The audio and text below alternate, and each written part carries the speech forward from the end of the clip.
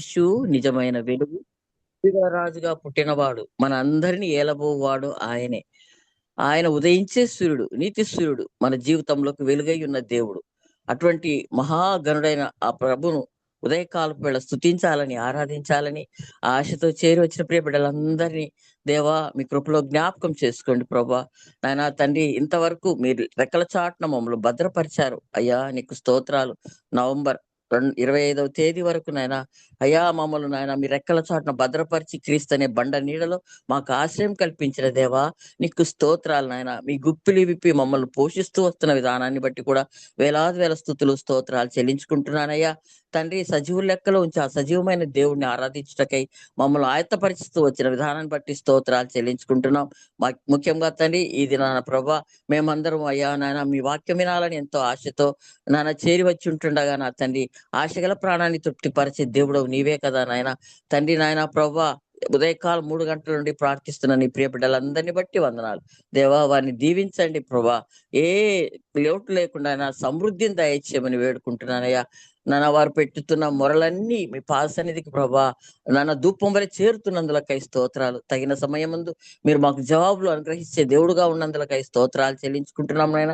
ప్రతినిత్యం పాటల ద్వారా మిమ్మల్ని స్తుతిస్తున్న బిడ్డలను బట్టి వందనాలు చెల్లించుకుంటున్నాం. వారిని వారి కుటుంబాలను దీవించమని ఆశీర్వించమని వేడుకుంటున్నానయ్యా దేవా. అదే విధంగా నాయన తండ్రి ప్రభా, నానా తండ్రి వాక్యం చెప్పబోతున్న అయ్యగారు నానా తండ్రి తోట బాలస్వామి గారిని బట్టి వేలాది వేల స్తుతులు స్తోత్రాలు నాయన. ఆయన చేస్తున్న పరిచర్య అంతట్లో మీరే ఆది అంతమునై ఉండి నానా తండ్రి కొనసాగించటకు కృప చూపిస్తూ వస్తున్న విధానాన్ని బట్టి స్తోత్రాలు చెల్లించుకుంటున్నాను. కుటుంబాన్ని జ్ఞాపకం చేసుకోండి నానా తండ్రి, మీ కృపలో వర్ధిల్లింప చేయమని వేడుకుంటున్నాను తండ్రి. అదేవిధంగా కోర్ కమిటీలోని ప్రియ బిడ్డలందరినీ బట్టి వందనాలు చెల్లించుకుంటున్నానయ్యా నాన్న. ఇంకా రావాల్సిన బిడ్డలు అనేక మంది చేరి వచ్చినానా నీ వాక్యాన్ని పోగొట్టుకోకుండా వినుటకు కృప చూపించమని వేడుకుంటున్నాను తండ్రి. నాన్న మేము వాక్యం వినడమే కాదు ప్రభా నాన్న, మా హృదయాల్లో పదిలపరుచుకొని మేము కూడా నీ వాక్యానుసారంగా నీ చిత్తంలో మేము నడుచుకుంటూ ప్రభా ఇతరులకు మాదిరిగా ఉండుటకు సహాయం దయచేయమని నిబిడను నాయన తండ్రి ప్రభా మిసిలో చాట మరుగుపరిచి మీ నోటి బూరగా వాడుకోమని మమ్మల్ని మేము తగ్గించుకుంటూ మీ నామాన్ని హెచ్చిస్తూ మా ప్రభును ప్రియరక్షకుడైన యేసు క్రీస్తు వారి శ్రేష్టమైన నామంలో ప్రార్థించి బ్రతిమాలి వేడుకొనుచున్నాము తండ్రి. Amen amen. Amen. Hallelujah. Praise the lord. Thank you so much అమ్మ గారు. అందరికీ వందనాలండి. జాన్సెక్క ప్లీజ్. ఓకే తమ్ముడు. అందరికీ గుడ్ మార్నింగ్ అండి. ఈరోజు మన మధ్యలో వాక్యం అందించడానికి పాస్టర్ తోట బాలస్వామి గారు దేవుని యొక్క ఆత్మ చేత ప్రేరేపింపబడి సిద్ధంగా ఉన్నారు. వారిని పరిచయం చేయటం గౌరవంగా భావిస్తున్నాను. రోజు జాయిన్ అవుతూ ఉంటారు, అప్పుడప్పుడు ముగింపు ప్రార్థన చేస్తూ ఉంటారు, పాటలు కూడా పాడుతూ ఉంటారండి. పాస్టర్ తోట బాలస్వామి గారు పూర్ణగర్ మినిస్ట్రీస్ వ్యవస్థాపక సంఘ కాపరి మరియు వృత్తిరీత్యా ఉన్నత పాఠశాల ఉపాధ్యాయులు. వారు ఎంఏ, ఎంటీహెచ్ మరియు బీఈడి విద్యలను శ్రద్ధాశక్తులతో అభ్యసించారు. పాస్టర్ బాలస్వామి గారి ప్రియ సతీమణి సహోదరి వెన్న రాణి గారు స్టాఫ్ నర్స్ గా సేవలు అందిస్తున్నారు. వారి పెద్ద కుమారుడు మెతుషల బీబీఏ మరియు వారి చిన్న కుమారుడు పాల్నిసి బాబు బీటెక్ విద్యలను అభ్యసించారు. పాస్టర్ తోట బాలస్వామి గారు మనస్సులను ఆదరణ కలిగించే గాయకులు. ఆరోగ్యకరమైన విమర్శ, ఆసక్తిగా వినటం మరియు సత్య సిద్ధాంతాలను గ్రహించాలనే మక్కువ వారికి హాబీలు. పచ్చి పులుసు మరియు ఆమ్లెట్ వారికి ఇష్టమైన వంటకాలు. పాస్టర్ బాలస్వామి గారు మరియు వారి ప్రియ కుటుంబం ఏలూరు జిల్లాలోని బొద్దనపల్లిలో నివాసం ఉంటున్నారు. మరి మా అమ్మ వాళ్ళ తమ్ముడేనండి పాస్టర్ తోట బాలస్వామి. మా అక్కని ఇచ్చాము, వెన్నరాణి మా అక్క. మరి ఈ రోజే ఫస్ట్ టైం మన జూమ్ లో వాక్యాన్ని అందిస్తున్నారు. వారిని ప్రేమతో ఆహ్వానిస్తున్నాం. వెల్కమ్ మామయ్య. Praise the lord. Praise the lord. Praise lord. Praise the lord అండి. Praise the lord. వినపడుతుందండి అందరికి? అందరికి వినిపిస్తుంది? క్లియర్ గా వినపడుతుందండి. ఓకే. ఈరోజు చదవబడినటువంటి లేఖన భాగం ఉంది కదా, దానిలో 8వ వచనాన్ని ఒకసారి చదువుదాం. ఈరోజు లేఖన భాగం అపోస్తలుడైన పౌలు గారు కొరింథీయులకు రాసినటువంటి 2వ పత్రికలో 7వ అధ్యాయము 8వ వచనంలో వ్రాయబడినటువంటి మాట ఒకసారి చదువుదాం. ఎవరన్నా చదవండి దగ్గర ఓకే. అందుబాటులో ఉంటే. నేను రాసిన పత్రిక వలన మిమ్మును దుఃఖపెట్టినందున విచారపడను. నాకు విచారం కలిగినను ఆ పత్రిక మిమ్మును స్వల్పకాలం మట్టుకే దుఃఖపెట్టెనని తెలుసుకొని ఉన్నాను. ఆమేన్. Praise the Lord. దేవుని యొక్క వాక్యము ప్రభునందు ప్రియులారా, మీ అందరికీ కూడా ప్రేమతో ఈ ఉదయకాల సమయంలో వందనాలు తెలియజేస్తా ఉన్నాను. దేవుని యొక్క వాక్యము మనందరితో సూటిగా స్పష్టముగా నిరంతరము కూడా మాట్లాడుతూనే ఉంటారు. అయితే అపోస్తలుడైనటువంటి పౌలు గారి యొక్క ఉపదేశం ఎలా ఉంటుందో ఎవరైనా చెప్పగలుగుతారా? మనలో పౌలు గారి బోధ ఎట్లా ఉంటుందో, అపోస్తలుడైన పౌలు గారి బోధ ఎలా ఉంటుందో ఎవరైనా జాయిన్ అయినటువంటి వాళ్ళు ఎవరైనా ఒకరు చెప్పగలుగుతారా? కఠినంగా ఉంటుంది, ఖచ్చితంగా ఉంటుంది. బైబిల్ కొరగానిదిగా ఉంటుంది. కొరగానిదిగా ఉంటది అని రాశారు. కొరగానిదిగా. ఇలాంటి కొరగానిదైనటువంటి బోధ చేసేటువంటి వాళ్ళు నేటి దినాలలో కొదువై ఉన్నారు, చాలా కొరత అయి ఉన్నారన్నమాట. ఇక్కడ పౌలు గారు ఇప్పుడు రాసినటువంటి మాటను చాలా జాగ్రత్తగా మనం నిశ్చితంగా పరిశీలించినప్పుడు పౌలు గారి యొక్క బోధ ఏమన్నాడు? నేను వ్రాసిన పత్రిక వలన మిమ్మును దుఃఖపెట్టినందున విచారపడను. ఇవాళ సహజంగా మనుష్యులను మెప్పించేటువంటి ఉపదేశాలు చేయటానికి సిద్ధం చేసుకుంటా ఉన్నారు సేవకులు. మనుష్యులను మెప్పించటానికి మనం ఉపదేశాలు చేయని అవసరం లేదు దేవుని దృష్టిలో. దేవుణ్ణి మెప్పించేటువంటి ఉపదేశాలు చేయడం అపోస్తలుడైన పౌలు గారికి వెన్నతో పెట్టిన విద్యలాగా ఉంది. మనం కూడా అట్లాంటి ఉపదేశాలకే ఆసక్తి చూపాలని ప్రభు నామములో మీ అందరికీ కూడా ప్రేమతో హెచ్చరిక చేస్తూ ఉన్నాను. ఇది మనవి కూడా కాదు, హెచ్చరిక చేస్తూ ఉన్నాను.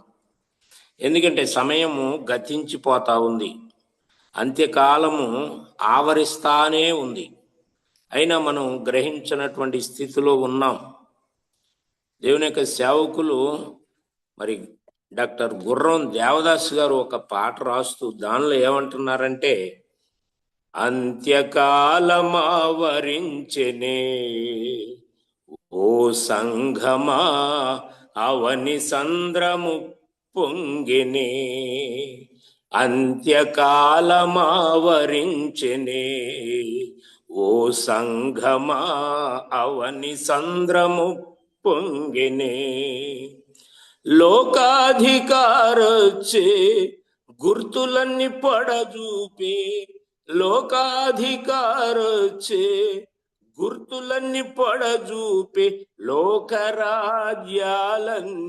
రంకెలేయుచుండెనే, లోకరాజ్యాలన్నీ రంకెలేయుచుండెనే, జీవితాట జాలించుమా ఓ సంఘమా జీవితే సుందరి జేరుమా, జీవితాట జాలించుమా ఓ సంఘమా జీవితే సుందరి జేరుమా, అంత్యకాలమావరించెనే ఓ సంఘమా అవని సంద్రము పొంగెనే. దేవుని యందు ప్రేమైనటువంటి సహోదరులారా, ఈ విషయాన్ని మనం జ్ఞాపకం చేసుకుందాం, మనసులో ఉంచుకుందాం. ఇప్పుడు అపోస్తలుడైనటువంటి పేతురు, యేసుక్రీస్తు యొక్క ప్రధాన శిష్యుడైనటువంటి పేతురు గారు రాసినటువంటి మొదటి పత్రిక 4వ అధ్యాయం 17-18 వచనాలు ఈ దినం మనం ధ్యానపూర్వకంగా మరి చూద్దాం. పేతురు రాసిన మొదటి పత్రిక 4వ అధ్యాయము 17, 18 వచనాలు చదవండి ఎవరైనా సరే. తీర్పు దేవుని ఇంటి యొద్ద ఆరంభమగు కాలము వచ్చి ఉన్నది. అది మన యొద్దనే ఆరంభమైతే దేవుని సువార్తకు అవిధేయులైన వారి గతి ఏమవును? మరియు నీతిమంతుడే రక్షింపబడుట దుర్లభమైతే భక్తిహీనుడును పాపియు ఎక్కడ నిలుతురు? ఆమేన్. Praise lord. ఇక్కడ 2 శ్రేష్టమైనటువంటి ప్రశ్నలను పేతురు గారు ఉటంకిస్తూ ఉన్నాడు. తీర్పు దేవుని ఇంటి యొద్ద ఆరంభమగు కాలము వచ్చి ఉన్నది అంటున్నాడు. తీర్పు దేవుని ఇంటి యొద్ద ఆరంభమగు కాలము వచ్చి ఉన్నది. ఈ విషయాన్ని మనం చూసినప్పుడు దేవుని ఇల్లు అంటే ఏంటి అనేది మొదటిగా మనం ప్రశ్నించుకోవాలి. ఎవరు చెప్తారు దేవుని ఇల్లు అంటే మీలో? మందిరము కాదండి, అట్లయితే మీకు మార్కులు రావు. మనమే దేవుని పరలోకం మన హృదయం. హృదయము మనది అని అంటే మనం ఎస్వి బాలసుబ్రహ్మణ్యం పాడినటువంటి పాటలో మనం అక్కడ స్టిక్ అయినట్టుగా ఉంటాం. ఎవరో రాశారు పాట, కానీ పరలోకం సుబ్రహ్మణ్యం గారు పాడాడు. ఆయన ఏమని పాడాడు? హృదయమే నీ ఆలయం క్రీస్తు, నీ నామమే నా గానం అన్నాడు. హృదయము దేవుని యొక్క ఆలయము అని మనం తలంచినంత కాలము కూడా మనకు జయము అనేటువంటిది కలగదు. ఇది మొదటగా మనం గుర్తుంచుకోవాలి.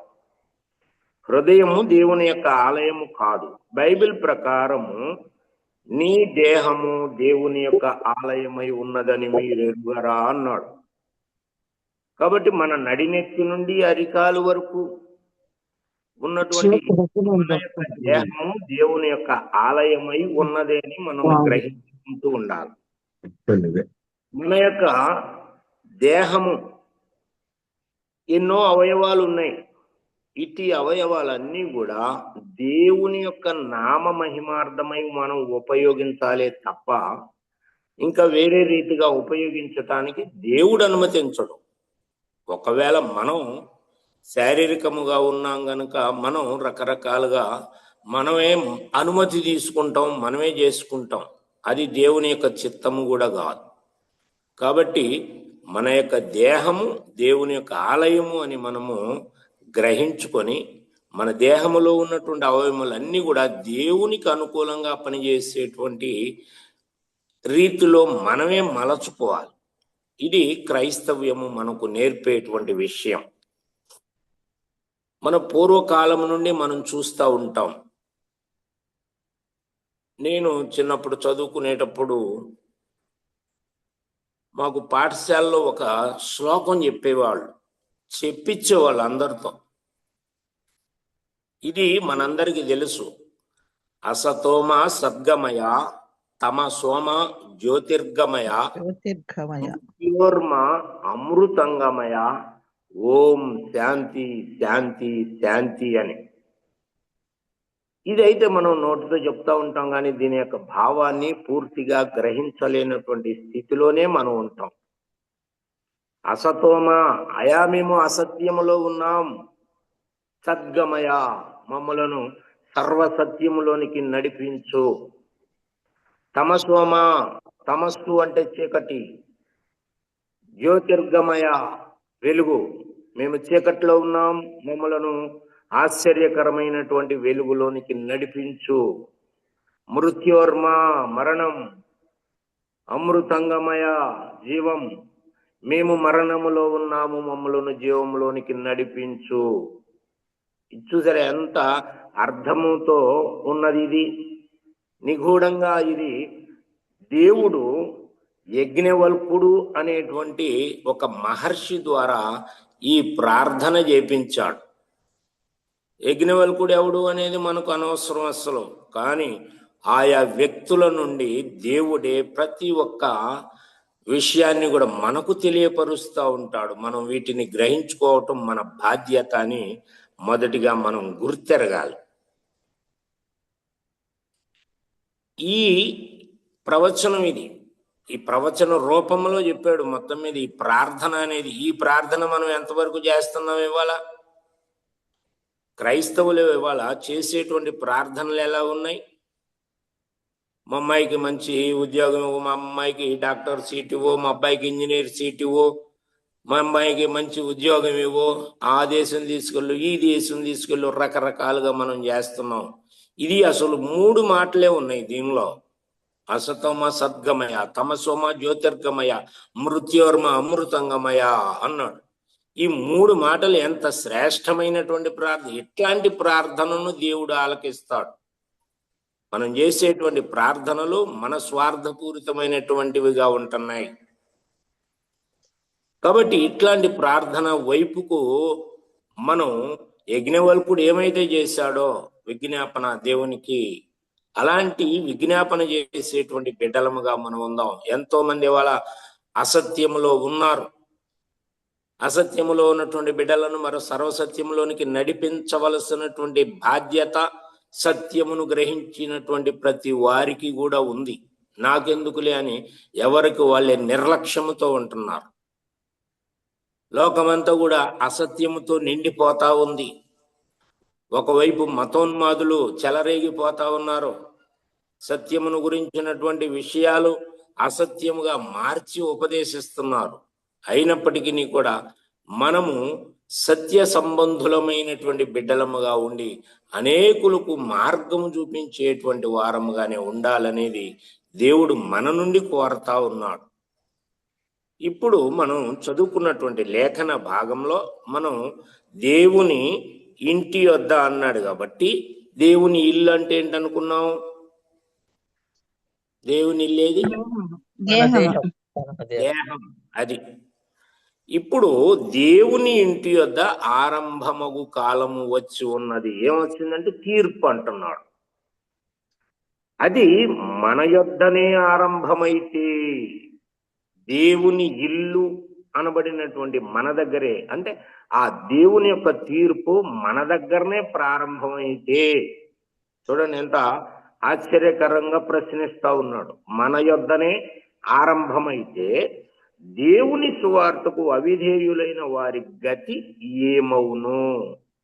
దేవుని యొక్క సువార్తకు అవిధేయులైనటువంటి వారి గతి ఏమవును?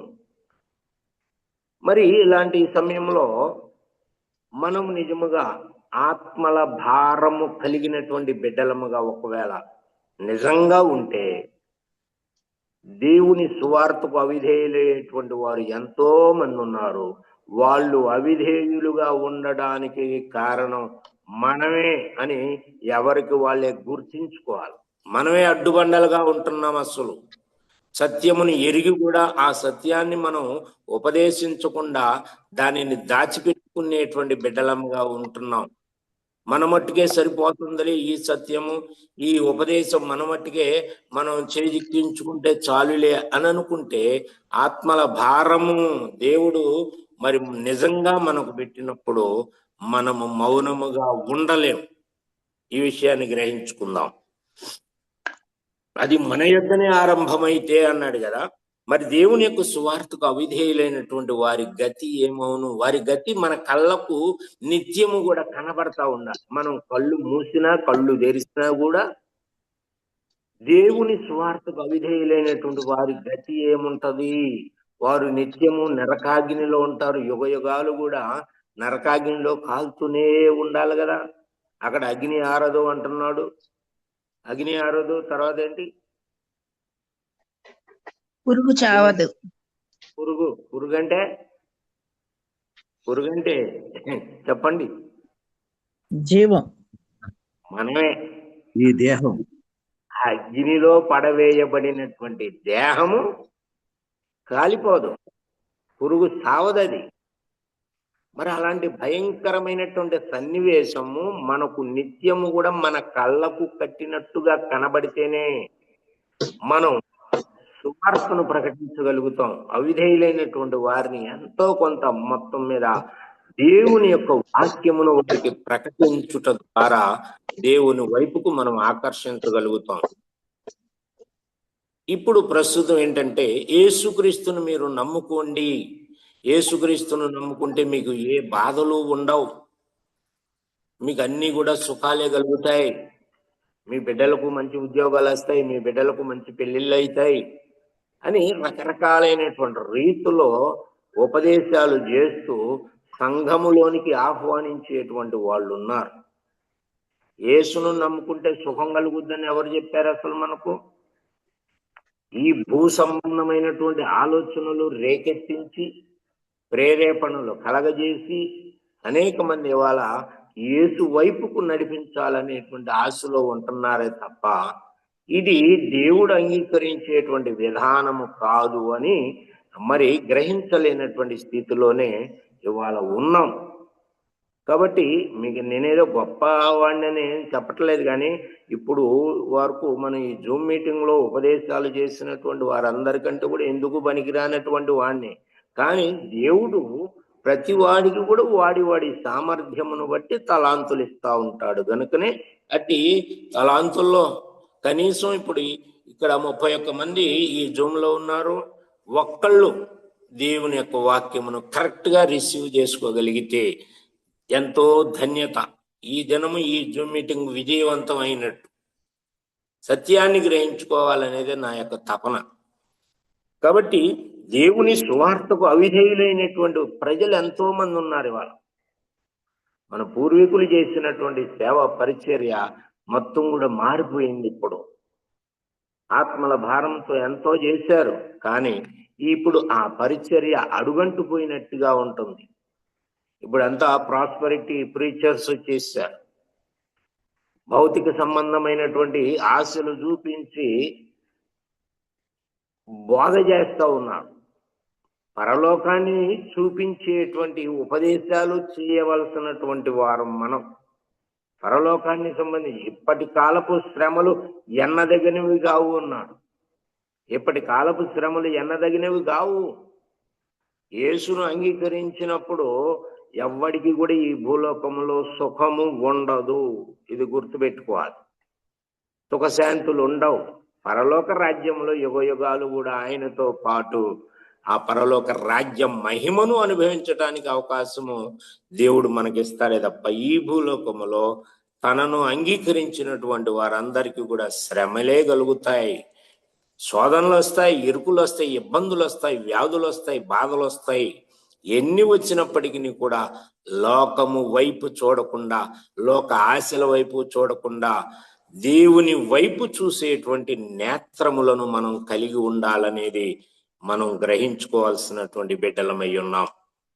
కనుక ప్రభువునందు ప్రేమైనటువంటి వారులారా, దేవుని యొక్క సువార్తకు అవిధేయులైనటువంటి వారి గతి మన కళ్ళకి ఎట్లా కనపడాలి? ఇప్పుడు వాళ్ళు నరకంలో పడుతున్నారు అనేటువంటి ఆ గ్రహింపు మనకు ఎప్పుడైతే ఉందో మనం తప్పకుండా వారికి సువార్త ఏదో ఒక రీతిగా ప్రకటిస్తూనే ఉంటాం. సువార్త మనం ప్రకటించట్లేదు అని అంటే పర్సనల్ ఇవాంజలిజం ఇవాళ ముఖ్యం. ఏదో పెద్ద పెద్ద వేదికలు ఎక్కి ఉపదేశాలు చేయటం కాదు, కానీ పర్సనల్ ఇవాంజలిజం అనేటువంటిది ఇప్పుడు చాలా ముఖ్యమైనటువంటి అవకాశం దేవుడు మనకు ఇస్తున్నాడు. దానిని మనం ఉపయోగించుకోవాలి. ఎందుకంటే బహిరంగ సువార్త ప్రకటిస్తూ ఉంటే, యేసును ప్రకటిస్తూ ఉంటే ఎంతో మందిని మరి ఓచకోతకు వస్తున్నారు, మనం చూస్తూనే ఉన్నాం. పర్సనల్ ఇవాంజలిజం మీద మనం ఎక్కువగా దృష్టి పెడదాం ఇప్పుడు ప్రస్తుతానికి. ఎందుకంటే యేసుక్రీస్తు ప్రభు వారు కూడా మరి ఈ భూలోకములో అనేక మందిని సువార్త ప్రకటించడం ద్వారా తన వైపు ఆకర్షించుకున్నాడు. కానీ తాను మరి సిలువలో వేలాడుతూ కూడా ఒక ఆత్మను తనతో పాటు తీసుకుని వెళ్ళినట్టుగా మనం చూస్తున్నాం. నేడే నువ్వు నాతో పరదేశులో ఉందువు అన్నాడే. మరి మనం ఎంతమందిని దేవుని వైపుకు నడిపించగలిగేటువంటి సామర్థ్యం కలిగి ఉన్నాం? సామర్థ్యం మనంతటగా మనకు రాదు. దేవుడే మనకు అట్టి సామర్థ్యమునివ్వాలి. దేవుడే అట్టి తలాంతును మనకు ఇవ్వాలి. కాబట్టి దేవుడు ఇవ్వాలి అంటే దేవుని మీద మనం ఆధారపడేటువంటి వారముగా ఉండాలి, దేవుని మీద ఆనుకునేటువంటి బిడ్డలముగా మనం ఉండాలి. కాబట్టి మరియు నీతిమంతుడే రక్షింపబడుట దుర్లభమైతే, చూడండి ఎంత లోతైనటువంటి రీతిలో ప్రశ్నలు అడుగుతున్నాడో పేతురు గారు. నీతిమంతుడే రక్షింపబడుట దుర్లభమైతే అంటే నీతిమంతుడు రక్షింపబడకపోవడానికి కూడా అవకాశాలు ఉన్నాయని మనం గ్రహించుకోవాలి. నీతిమంతుడు విశ్వాస మూలముగా జీవించును అన్నాడు. విశ్వాసము అనేటువంటిది లేకపోతే వాడు ఎంతటి నీతిమంతుడైనా కూడా రక్షింపబడేటువంటి అవకాశం లేదు. విశ్వాసము ఉండాలి. ప్రభు అయినటువంటి యేసుక్రీస్తునందు విశ్వాసం ఉంచితేనే. నీతి రెండు రకాలుగా ఉంటుందని మనం గ్రహించాలి. మొదట ఒకటి స్వనీతి, రెండవది దేవుని యొక్క నీతి. ఈ స్వనీతి దేవుని యొక్క దృష్టిలో మురికి గుడ్డలాగా ఉంది అని చెప్పాడు. మరి దేవుని యొక్క నీతి మురికి గుడ్డలాగా ఉండదు కదా. కాబట్టి మన స్వనీతిని విడిచిపెట్టి దేవుని నీతి మీద మనం ఆధారపడినప్పుడు, భక్తుడు అంటున్నాడు, నా నీతికి ఆధారమగు దేవా అంటున్నాడు. అది మనం కూడా ఆయన మీద డిపెండ్ అయ్యేటువంటి బిడ్డలముగా ఉండాలి. ఆయన నీతి మీద ఆధారపడేటువంటి బిడ్డలముగా మనం ఉండాలి. మన స్వనీతి మీద మనం ఆధారపడటానికి ఎప్పుడు కూడా ప్రయత్నం చేయవద్దు. కనుక ప్రియులారా, నీతిమంతుడే రక్షింపబడుట దుర్లభమైతే భక్తిహీనుడును పాపియు ఎక్కడ నిలుతురు? ఈ ప్రశ్నలకు మనం ఏం సమాధానం చెప్పగలుగుతాం ఇవాళ? భక్తిహీనుడు భక్తిహీనతతోనే చనిపోవాలనా దేవుని యొక్క ఉద్దేశం? మరణమునందు వాడు మరణమును బట్టి దేవుడు సంతోషించేటువంటి వాడుగా ఉన్నాడా అంటే లేడు కదా. అందరూను అంతటా రక్షింపబడాలనేదే దేవుని యొక్క కోరిక. ఎవడును నశించడం దేవునికి ఇష్టం లేదు.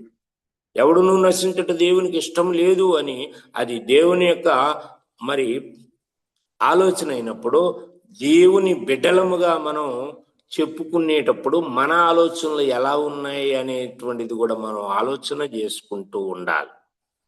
నీతిమంతుడే రక్షింపబడుట దుర్లభమైతే భక్తిహీనుడును పాపియు ఎక్కడ నిలుస్తారు? అసలు నిలవటానికి అవకాశం లేనప్పుడు, అలా నిలవడానికి అవకాశం లేకుండా మనమే చేస్తున్నామని మనకు మనంగా ప్రశ్నించుకోవాలి, ఆలోచన చేసుకోవాలి.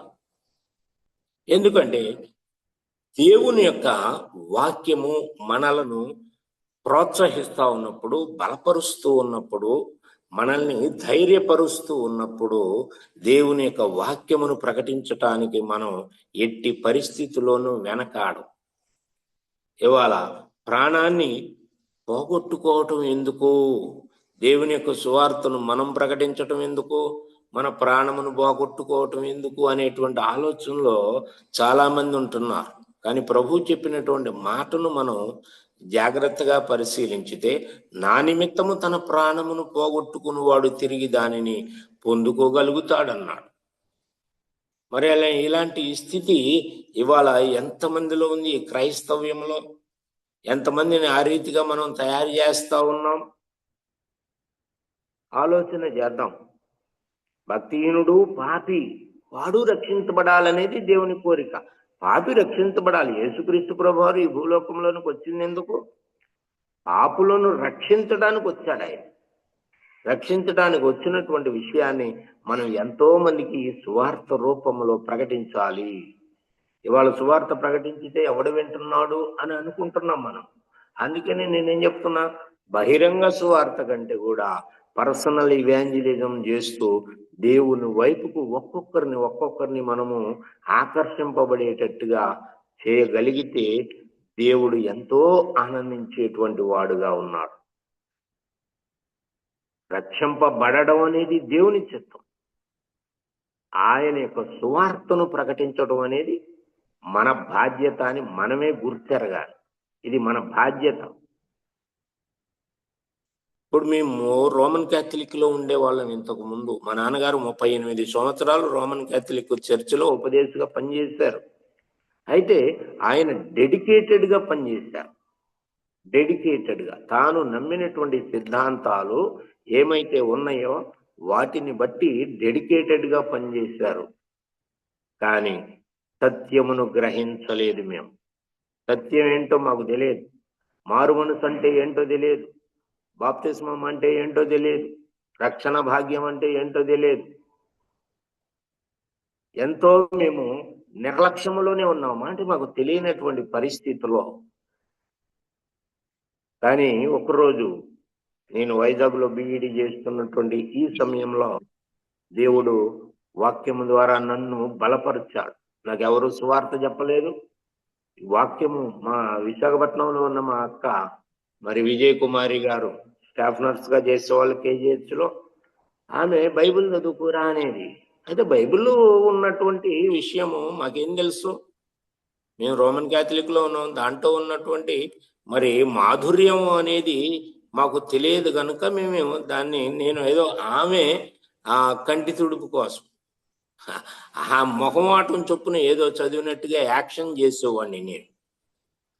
కానీ ఒకరోజు దేవుడు, యెహోవా యందు భయభక్తులు కలిగి నీ చెడుతనము విడిచిపెట్టుము, అప్పుడు నీ దేహమునకు బలమును నీ ఎముకలకు సత్తువయు కలుగును. ఈ వాక్యము ద్వారా నేను దేవుని వైపుకు ఆకర్షించబడ్డాను. సువార్తను ప్రకటించాల్సినటువంటి బాధ్యత నా మీద ఉన్నది అని నేను గ్రహించుకున్నాను. ఎవరు నాకు సువార్త ప్రకటించమని నాకు చెప్పలేదు. కానీ మేము అనుసరిస్తున్నటువంటి పద్ధతులు రోమన్ క్యాథలిక్లో మనుషులు కల్పించినటువంటి పద్ధతులు దైవోపదేశములు అని మాకు బోధించేటువంటి వారు. అలాంటి దైవోపదేశములు అని భావించినటువంటి ఆ బోధ మాకు ఒక మోక్ష ద్వారం అని ఒక పుస్తకం ఉండేది. దాంతో అన్ని జపాలు ఉండేవి. అవి ఒట్టిగా మామూలుగా నోటితో వల్లించుకునేటువంటి వాళ్ళం అంతే తప్ప అది మనసుతో చేసేటువంటి ప్రార్థనలు కాదు, జపాలు కూడా కాదు. ఆ సత్యాన్ని గ్రహించుకున్నాం. దానిలో ఆ మరియకు, యేసుక్రీస్తుకు జన్మనిచ్చినటువంటి తల్లి అయినటువంటి మరియకు ప్రాధాన్యత ఇచ్చినట్టుగా మహిమను మరియను మహిమపరిచేటువంటి రీతిలో ఉండడం, ఇది బైబిల్ వాక్యానుసారముగా ఇది సరి అయినటువంటిది కాదు అని గ్రహించుకొని నేను ఆ రోమన్ క్యాథలిక్ ని విడిచిపెట్టడం జరిగింది. కాబట్టి ప్రియులారా, ఇప్పుడు నేను అలా సత్యాన్ని ప్రకటిస్తా ఉన్నప్పుడు రోమన్ క్యాథలిక్ చర్చ్ నుండి సత్యమును గ్రహించి ఇప్పుడు వచ్చినటువంటి వాళ్ళే మా దగ్గర ఉన్నటువంటి సంఘ సభ్యులు. కాబట్టి ఇక్కడ భక్తిహీనుడు పాపి వాడు నిలబడేటువంటి అవకాశాన్ని మనము కల్పించాలి అనేది దేవుని యొక్క ఉద్దేశం. మనం కల్పించాలంటే దేవుని యొక్క వాక్యమును మనం ప్రకటించేటువంటి బిడ్డలముగా ఉండాలి. దేవుని యొక్క వాక్యమును ఉన్నది ఉన్నట్టుగా, అమ్మో వాళ్ళు ఏమనుకుంటారో, అపోస్తలుడైన పౌలు యొక్క బోధ ఎలా ఉందనుకున్నాం ఇందాక? కొర్రగానిదిగా ఉన్నది. కొర్రగానిది అంటే మన భాషలో మనకు అర్థమయ్యేటట్టు చెప్పుకోవాలి అని అంటే కోసి కారం అద్దిచ్చినట్టుగా ఉంటుంది. కోసి మన చర్మాన్ని కోసి కారం అద్దిస్తే ఎలాగో ఉంటుందో మంట, అట్లా ఉంటది దేవుని యొక్క వాక్యం. అపోస్తలుడైన పౌలు గారి యొక్క బోధ అలా ఉంటది. అమ్మో కారం కదా, మంటగా ఉంటది కదా అని అనుకోవద్దు. అందుకని మనం ఈరోజు చదువుకున్నటువంటి ఆ లేఖన భాగంలో కూడా ఏమన్నాడు? నేను రాసిన పత్రిక వలన మిమ్మును దుఃఖపెట్టినందున విచారపడను. నేను మీకు పత్రిక రాశానయ్యా. ఆ పత్రిక మీరు చదువుకున్నప్పుడు ఒకవేళ మీకు దుఃఖం కలుగుతుందేమో, అయినా నేను దాని గురించి బాధపడను, విచారపడను. నాకు విచారము కలిగినను ఆ పత్రిక మిమ్మును స్వల్పకాలం మట్టుకే దుఃఖపెట్టెను అని తెలుసుకొని ఉన్నాను అంటున్నాడు. స్వల్పకాలమే. కాబట్టి ప్రభు అయినటువంటి యేసుక్రీస్తును అంగీకరించుట ద్వారా కొంతకాలం శ్రమలు అనుభవించాలి. కొంతకాలం అంటే మనం చచ్చేదాకా శ్రమలే ఉంటాయి. ఎవ్వరు సుఖంగా మరి బ్రతికినట్టు లేరు. యేసుక్రీస్తును అంగీకరించినందుకు అనేక మంది హతసాక్షులయ్యారు. శ్రమలే కలుగుతాయి.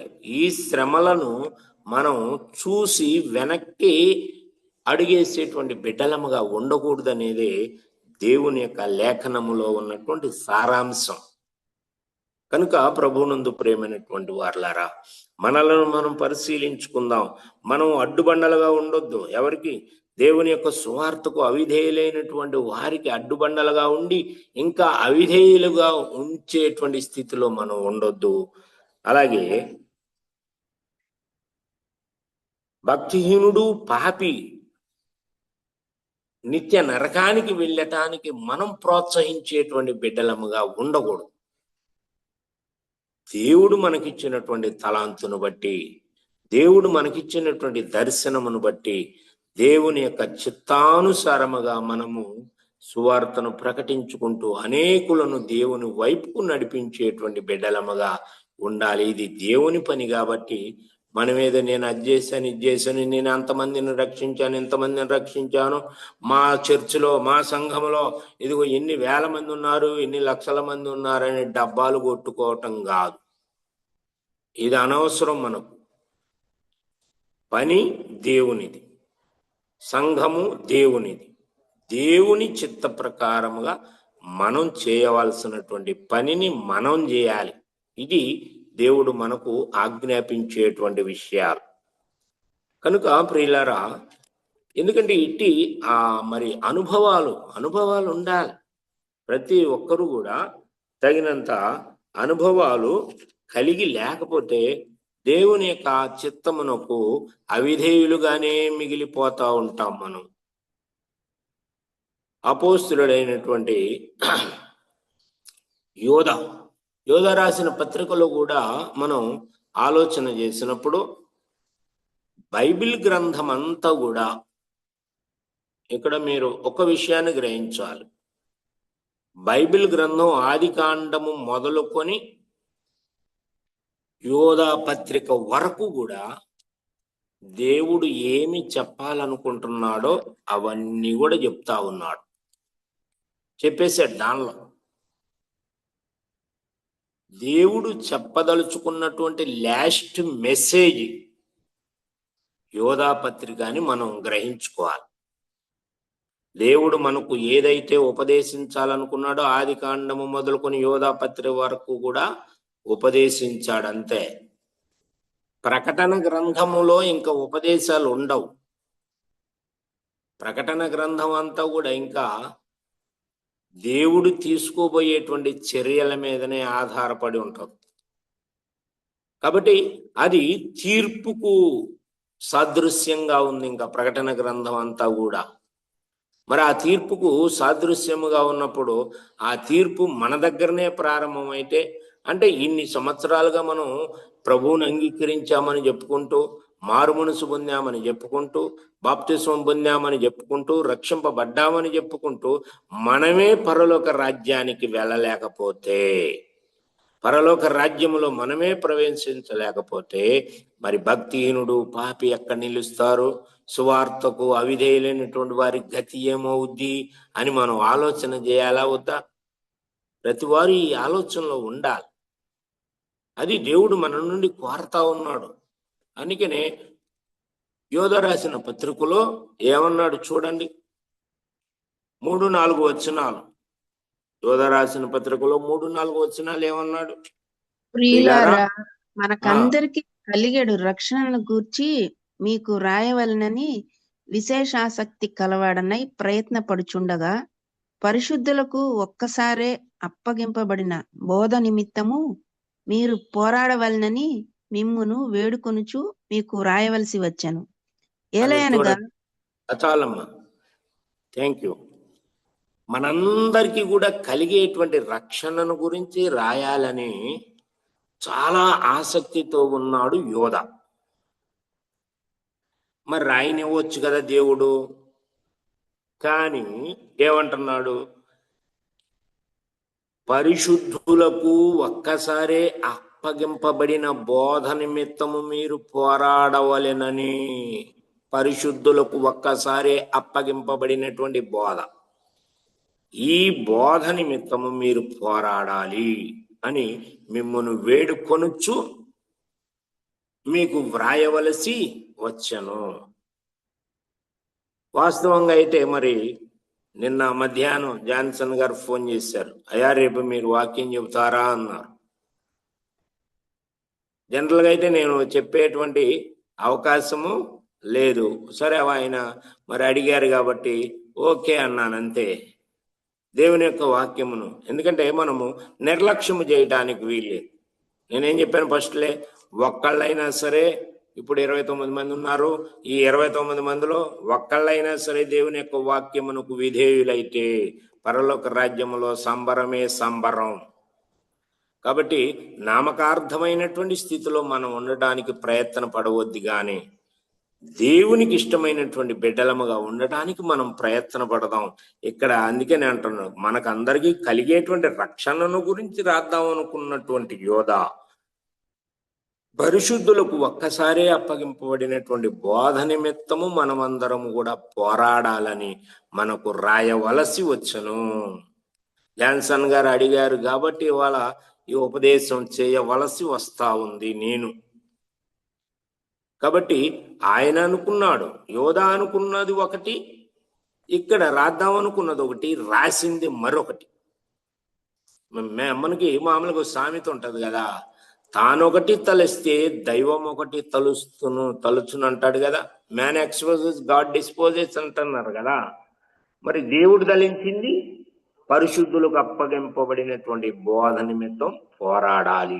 ఇది అంటే ప్రభువును అంగీకరించిన ప్రతి ఒక్కడు కూడా వారు పోరాడాల్సినటువంటి విషయము పరిశుద్ధులకు అప్పగించబడినటువంటి బోధ నిమిత్తమే పోరాడాలే తప్ప లోక సంబంధమైనటువంటి వాటి విషయంలో కాదు అని మనం గ్రహించవలసిన వారమై ఉన్నాం. ఎంత విశేషమైనటువంటి ఆసక్తితో రాద్దాం అనుకున్నాడట ఆయన, కానీ దాన్ని దేవుడు మార్చివేశాడు.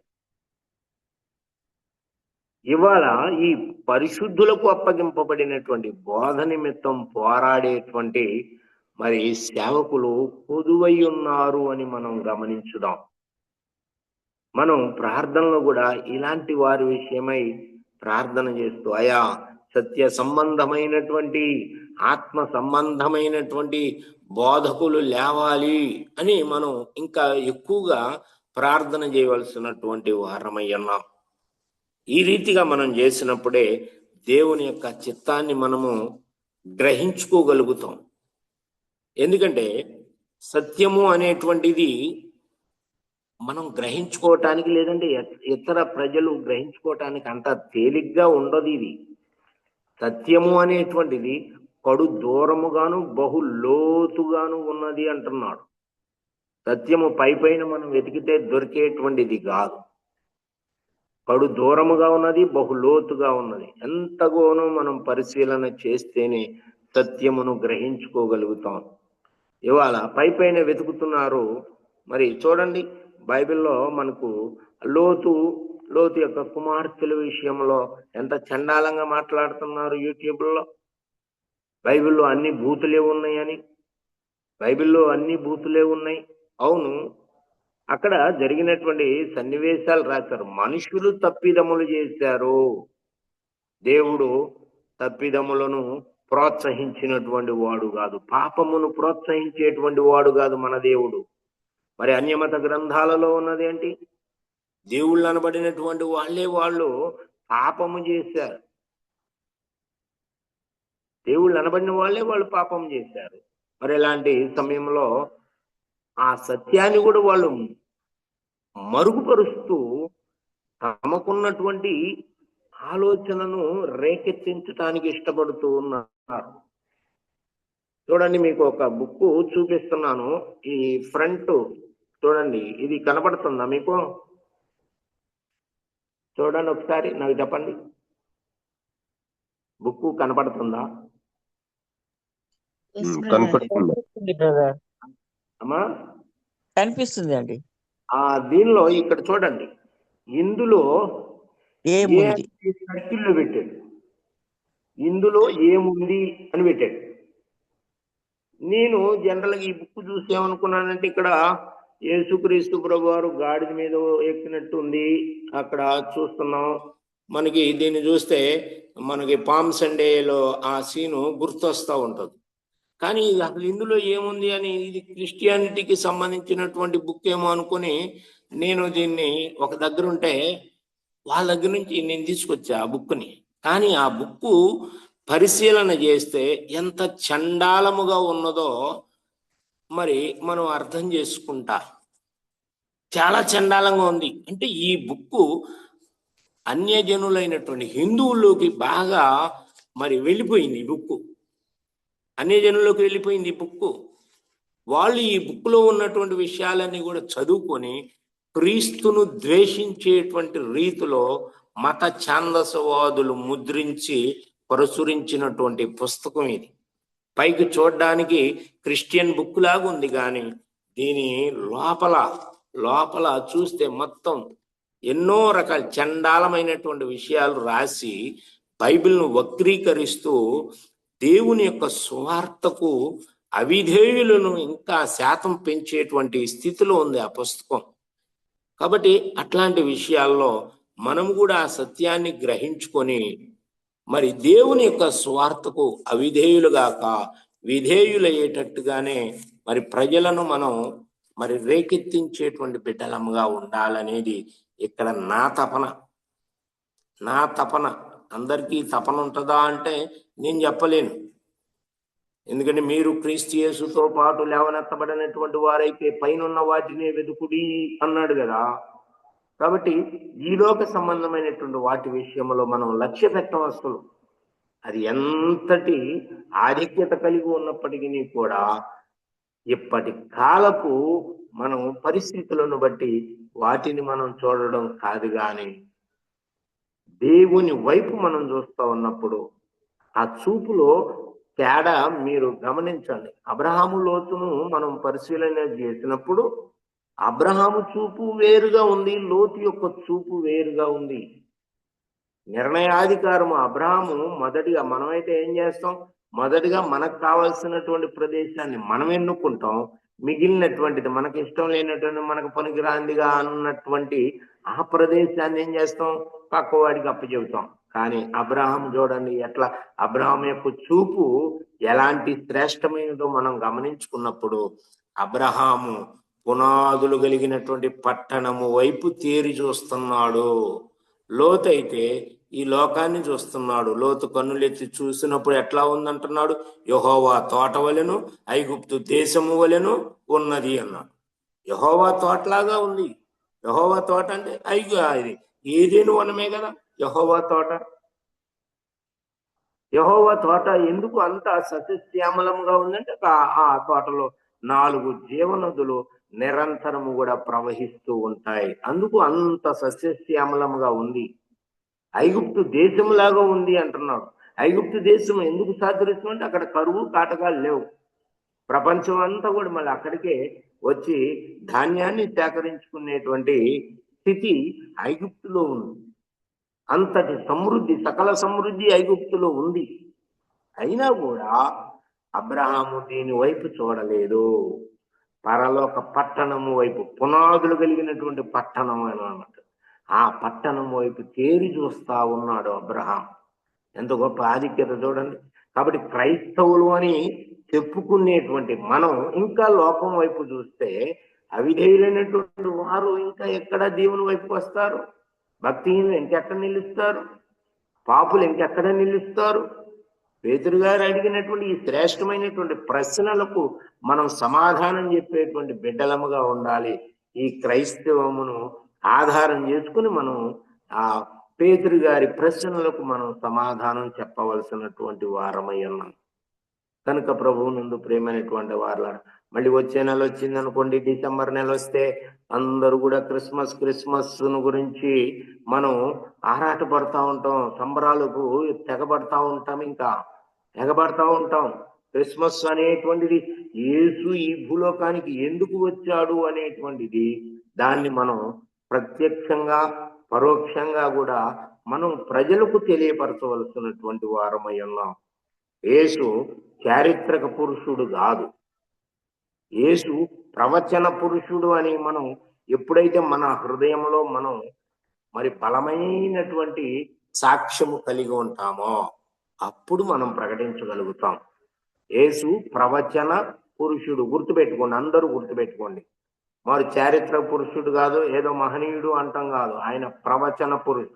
లేఖనములను నెరవేర్చడానికే ఆయన ఈ భూలోకములోనికి శరీరధారిగా వచ్చాడు. భారతదేశంలో ఉన్నటువంటి 4 వేదాలలో వ్రాయబడినటువంటి విషయాల్లో ఏముంది? సర్వ పాప పరిహారో రక్త ప్రోక్షణం అవశ్యం, తద్రక్తం పరమాత్మేన పుణ్యదాన బలియాగం అని రాశారు. సమస్తమైనటువంటి పాపములు పరిహరించబడాలి అంటే రక్తము చిందించబడాలి. రక్తము చిందించబడకుండా నరుల యొక్క పాపములకు విమోచన లేదు అన్నాడు. అయితే మరి ఈ రక్తం ఎవరిది? ఎడ్ల రక్తము కాదు, గొర్రెపోతుల రక్తం కాదు.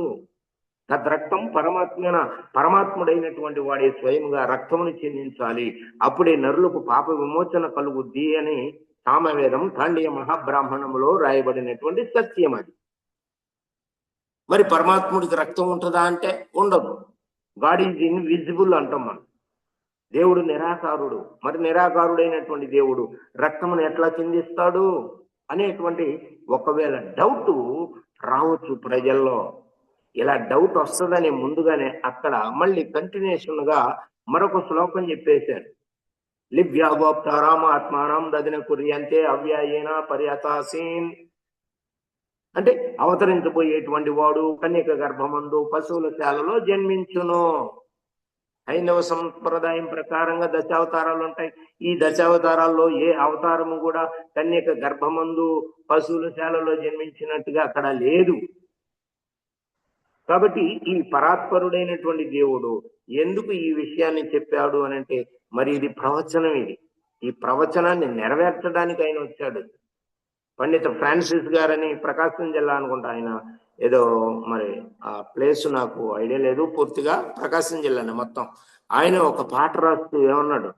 ప్రవచన పురుషుడు క్రీస్తు ప్రభు, పరిశోధించుడి వేదములనిలా, గ్రంథములనిలా, బ్రాహ్మణములనిలా, ప్రవచన పురుషుడు క్రీస్తు ప్రభు, సర్వపాప పరిహారము కొరకై పరమాత్ముడు రుధిరము కార్చునుయని ప్రవచించెను ధరా బ్రాహ్మణ గ్రంథముల్, క్రీస్తుకు పూర్వమే భరత ఖండమున ప్రవచన పురుషుడు క్రీస్తు ప్రభు. హల్లెలూయా. ప్రభునందు ప్రియులారా గమనించుకోరు, ప్రవచన పురుషుడు ఆయన. ప్రవచనాలు నెరవేర్చడానికి ఆయన ఈ భూలోకంలోనికి వచ్చాడు అని మనం సువార్తను ప్రకటించకపోతే అనేకులు ఇంకా దేవుని యొక్క సువార్తకు అవిధేయులైనటువంటి వారి శాతం మనం పెంచినటువంటి వారం అవుతాం. భక్తిహీనులుగానే ఉంటారు, పాపులుగానే ఉంటారు. అయితే మనము చేతనైనంత వరకు కూడా మనము దేవుని యొక్క చిత్తమును బట్టి ప్రవర్తిస్తూ అగ్నిలో నుండి లాగినట్టుగా లాగమన్నాడు మనకు చివరి సందేశంలో యోధా పత్రికలో. అగ్నిలో నుండి లాగినట్టు కొందరిని రక్షించు అన్నాడు. అంటే రక్షించబడినటువంటి వ్యక్తికి ఎట్లా కనబడాలి? వాడు అగ్నిలో ఉన్నట్టుగా మనకు కనబడాలి.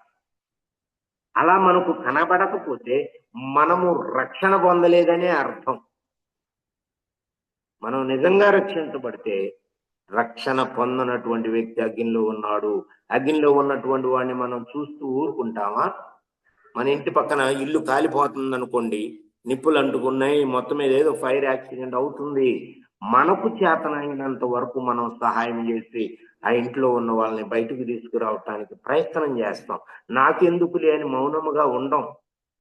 మరి అలాంటి పరిస్థితుల్లో ఈ అగ్నిలో ఉన్నట్టుగా మనకు కనబడాలి రక్షింపబడనటువంటి ఒక వ్యక్తి. ఆ దృష్టిలో మనం ఉన్నప్పుడే మనం సువార్తను ప్రకటించటానికి ఇష్టపడతాం. అది ఆత్మల భారము. అలాంటి భారాన్ని దేవుడే మనకిస్తాడు, మనం దేవుని మీద సంపూర్ణముగా మనం ఆధారపడగలిగినప్పుడు. కాబట్టి ప్రవచన పురుషుడైనటువంటి యేసు క్రీస్తును మనం ప్రకటింపజేయాలి. వేదాలలో వ్రాయబడినటువంటి సత్యాలను ప్రజలకు తెలియపరచాలి మనం. ఇంకా ఎందుకంటే యేసుక్రీస్తు ప్రభువారు చూడండి, వాళ్ళ ఏదో బౌద్ధ మతస్థులు సత్యాన్ని గ్రహించలేక వాళ్ళు బుద్ధుణ్ణే దేవుడుగా అంగీకరిస్తా ఆయన్నే ఆరాధిస్తూ ఉన్నటువంటి స్థితి ఇప్పుడు మనం చూస్తే, బుద్ధుడు నన్ను మీరు ఆరాధించండి నేను దేవుణ్ణి అని ఎప్పుడు ఎక్కడ కూడా చెప్పుకోలేదు. అసలు బుద్ధుడు తన అవసాన దశ అంటే బెడ్ రిడన్ గా ఉన్నటువంటి సమయంలో బుద్ధుడు మరి తన యొక్క శిష్యులు, అయా మీరు నిర్యాణమందబోతున్నారు కదా, మరి చివరిగా ఒక మెసేజ్ ఇవ్వండి అని బుద్ధుని శిష్యులు బుద్ధుని అడిగినప్పుడు ఆయన ఇచ్చినటువంటి ఆ స్టేట్మెంట్ గనక మనం గ్రహించుకోగలిగితే ఎంతో మందిని దేవుని వైపుకు మనం ఆకర్షింపజేయగలిగేటువంటి బిడ్డలముగా దేవుడు మనకు సామర్థ్యాన్ని ఇస్తాడు. ఏమంటున్నాడు బుద్ధుడు? నాయనలారా, నా జీవిత కాలం అంతా కూడా సత్యాన్వేషణకే సరిపోయింది, అయినను నేను సత్యమును కనుగొనలేదు అని బుద్ధుని యొక్క బోధనలో కొన్ని ఉన్నాయి, అవి చెప్తున్నాడు ఆయన. ఈ లోపల పరిశుద్ధాత్ముడు ఏ ఒక్కరు కూడా నశించడం దేవునికి ఇష్టం లేదు గనక బుద్ధుణ్ణి ఆధారం చేసుకొని ఒకళ్ళ ప్రజలు నశిస్తారనేటువంటి ఉద్దేశంతో దేవుడే తన మనస్సులో నుండి తన హృదయంలో నుండి మంచి మాటలు పలికించాడు. ఏమంటున్నాడు? ప్రవచనం చెప్తున్నాడు. ఇప్పుడు బుద్ధుడు రేపేం జరుగుద్దో మనం చెప్పలేం, రేపేం సంభవిస్తుందో మనం చెప్పలేం, కానీ బుద్ధుడు ప్రవచనం చెప్తున్నాడు అక్కడ. నేను మరణించిన 500 సంవత్సరాల తర్వాత ఈ భూమధ్యపురంలో ఒక మహాబుద్ధుడు ఉదయిస్తాడు. అతనిని ఆ దేశములో ఉన్నటువంటి ప్రజలందరూ కూడా మెతయా అని పిలుస్తారు. అతడు మీకు సత్యమును గురించి ఉపదేశిస్తాడు, మీరు అతని యందు విశ్వాసముంచండి అని కన్ను మూసినట్లుగా బౌద్ధ మత గ్రంథమైనటువంటి దిగానికలో వ్రాయబడి ఉన్నది. వాడు బైబిల్ చదవక్కర్లేదు, బౌద్ధ మతస్థులు బైబిల్ చదవనక్కర్లేదు. వాళ్ళకున్నటువంటి గ్రంథం ఏదైతే ఉందో ఆ గ్రంథాన్ని చదివితే బుద్ధుడు ఎవరి యందు విశ్వాసం ఉంచమన్నాడు. బుద్ధుడు గ్రహించలేకపోయాడు కదా సత్యాన్ని. మీకు నేను మరణించిన 500 సంవత్సరాల తర్వాత ఒక మహాబుద్ధుడు ఉదయిస్తాడు. అతనిని ఆ దేశములో ఉన్నటువంటి ప్రజలందరూ మెతయా అని పిలుస్తారు. అతడు మీకు సత్యమును గురించి ఉపదేశిస్తాడు, మీరు అతని యందు విశ్వాసం ఉంచండి అని కన్ను మూశాడు. అదే రీతిగా 500 సంవత్సరాల తర్వాత యేసుక్రీస్తు ప్రభువారు కన్యమేరీ గర్భమున ఈ భూలోకంలోనికి రావడం జరిగింది. తాను మరి నేనే మార్గమును, నేనే సత్యమును, నేనే జీవమును అని మరి ప్రకటించటం ఆరంభించాడు ప్రభు అయిన యేసు. ఈ సత్యాలు గ్రహించుకోకుండా మనమే గ్రహించుకున్నప్పుడు ఇంకా ఇతరులకి ఏం చెప్పగలుగుతాం మనం? కనుక ప్రభునందు ప్రియమైనటువంటి వారులారా, మరి వచ్చే నెల వచ్చిందంటే ప్రతి ఇంటి మీద కూడా ఏం కనపడుతుంటాయి? స్టార్లు కనపడతా ఉంటాయి. జనాలు మనల్ని విమర్శించేటువంటి విమర్శలు ఎట్లా ఉంటున్నాయి అనుకున్నారు? దానిలో కూడా వాస్తవం లేకపోలేదు. విమర్శలు ఎట్లా ఉంటున్నాయి? పైనేమో స్టార్ పెట్టారు, బాబు వీళ్ళు పండగని, క్రిస్మస్ పండగని కింద బారు పెట్టారు అంటారు. బారు పైన స్టారు, కింద బారు. ఇది ఆ క్రైస్తవేమో అంటే ఆ స్టార్ యొక్క విలువ, దాని యొక్క ఆంతర్యం ఏంటో మనం ప్రజలకు తెలియపరచాలి కదా. ఈ స్టారు జొరాస్ట్రు అనేటువంటి ప్రవక్త ద్వారా దేవుడు ఈ సత్యాన్ని తన రాసినటువంటి జండవెస్ట అనేటువంటి గ్రంథములో రాయించుకున్నాడు దేవుడు. పారసీకులకు మత గ్రంథం అని జొరాస్ట్రు ఆ గ్రంథాన్ని రాశాడు. కానీ ఏమంటున్నాడు? పరమాత్ముడు ఈ భూలోకములో ఉద్భవించినప్పుడు ఆకాశములో వింత గొలిపేటువంటి నక్షత్రాన్ని మీరు చూస్తారు అని రాశాడు. పరమాత్ముడు ఈ భూలోకంలో ఉద్భవించినప్పుడు ఆకాశములో వింత గొలిపేటువంటి నక్షత్రం, అదే ఆ వింత గొలిపేటువంటి నక్షత్రం ఇప్పుడు మనం ఇళ్ల మీద పెట్టుకుంటా ఉంటాం డిసెంబర్ నెలలో స్టార్ అని. ఆ వింత గొలిపేటువంటి నక్షత్రం ఏంటి, దాని యొక్క మరి పుట్టు పూర్వోత్తరాలు ఏంటి, దాని గురించినటువంటి ప్రవచనం ఏంటి అని మనం జనాలకు చెప్పకపోతే ఎవరు గ్రహించుకోగలుగుతారు? ఎవరిని మనం దేవుని వైపుకు చేయగలుగుతాం? ఎవరు సత్యాన్ని గ్రహించుకోగలుగుతారు అప్పుడు?